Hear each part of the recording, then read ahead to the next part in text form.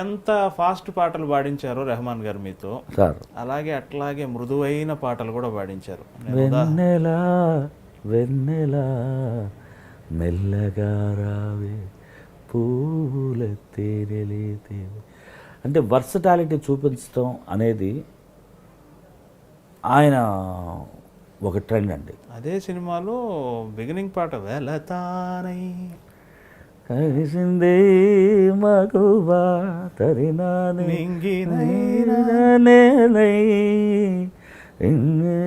మగువా తరినాని నానే మగు కలేజీ స్టైల్ ఆయనతో పాటు మేము అందరం పాడాం. మొత్తం నేను బెన్నీ పీటర్ సురేష్ పీటర్ చిక్కుబుక్కు అందరం పాడాం. మేము అందరం ఉన్నాం అప్పట్లో. సింగర్గా బాగా ఎస్టాబ్లిష్ అయినాక విశ్వనాథం గారి దగ్గర మళ్ళీ పాడే అవకాశం వచ్చింది. పాడాం. విశ్వనాథం గారు దగ్గర పాడాను. విశ్వనాథం గారు ఇళయరాజా గారు చేసిన కలిసి చేసిన సెందమేడు పాట, దాంట్లో 2 సాంగ్స్ పాడా. ఆయన మ్యూజిక్ ఆయన పాటకి ఆయన ట్యూన్ ఇస్తే బ్యాక్గ్రౌండ్ స్కోర్ అంతా వాయిద్య సహకారం వాయించాల్సిన పద్ధతి అంతా రాజా గారి నోట్స్ ఇచ్చి చాలా నా లైఫ్ నాకే చూస్తుంటే చాలా ఆశ్చర్యం వేస్తుందండి. ఏజ్ ఆఫ్ 51, 52 ఇయర్స్ లోపు నేను విశ్వనాథం గారితో వర్క్ చేశాను. ఆయన దగ్గర పాడాను. కేవి మహాదేవన్ గారి దగ్గర పాడాను. కుమార్ గారి దగ్గర పాడాను. సత్యం గారి దగ్గర పాడాను. రమేష్ నాయుడు గారి దగ్గర పాడాను. ఎస్ రాజేశ్వరరావు గారి దగ్గర పాడాను. తాండ్ర పాపరాయుడులో. ఇవాళ మా ఈమాను నాకు కీబోర్డు వాయించి వాళ్ళు తమిళ్లో బ్రహ్మాండంగా చేస్తున్నారు. మా ఈమాను అందరి దగ్గర. అంటే ఇంతమందిని చూసే అవకాశం చాలా తక్కువ మందికి వస్తాయి. అంటే మీరు ఆ వారధి సంధికాలంలో వచ్చారు కదా, అది పెద్ద లక్ అండి.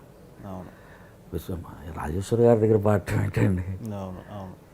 అక్కడి నుంచి ట్రావెల్ చేస్తే ఆయనతో వర్క్ చేసాం. మామ మహాదేవన్ గారితో, పొగళ్ళింది గారితో ఈటీవీ వర్క్ అన్నీ ఎంత చేసి ఉంటాం.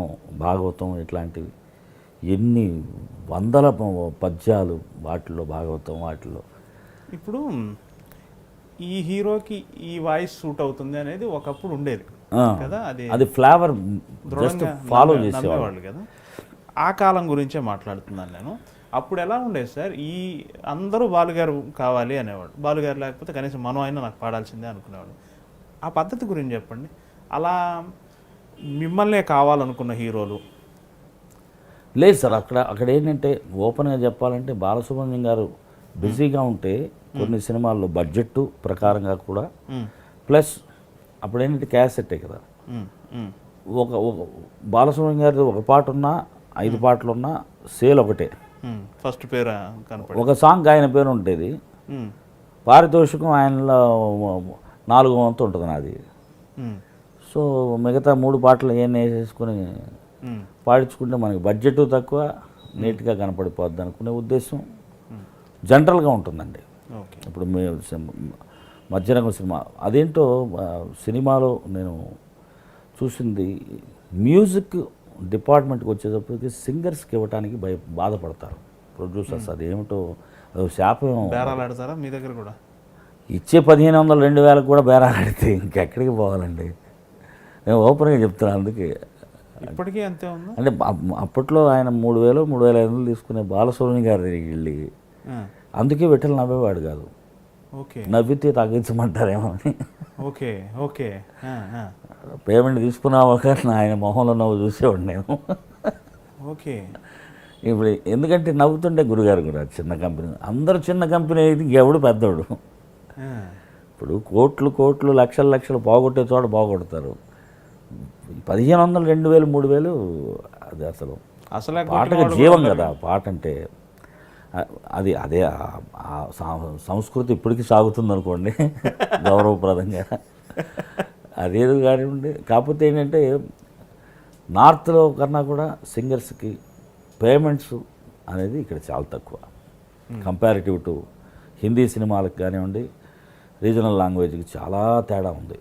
అక్కడ ₹1,00,000 తీసుకుంటే అక్కడ 5,000. బయట చూసే వాళ్ళకి ఎట్లా ఉంటుందంటే వీళ్ళు ఎన్ని కోట్లు సంపాదిస్తున్నారు, ఆ సినిమాలో 5 పాటలు 5 3 15,000 అనేది తెలియదు. ఏ 25 లక్షలు 50 లక్షలు రజనీకాంత్ గారి డబ్బింగ్ చెప్తున్నారంటే ఎన్ని కోట్లు మన దగ్గరికి వచ్చేటప్పటికి 5 లక్షలకు బేరాలు ఆడతారని తెలియదు. అన్నీ కొన్ని చోట్ల మాట్లాడకూడదు, మీరు ఫ్రెండ్లీగా చెప్తున్నా, దీంట్లో ఒక సటైర్ ఉంది కాబట్టి. Hi, this is Mano. Watch my exclusive interview with Yamuna Kishore in I Dream.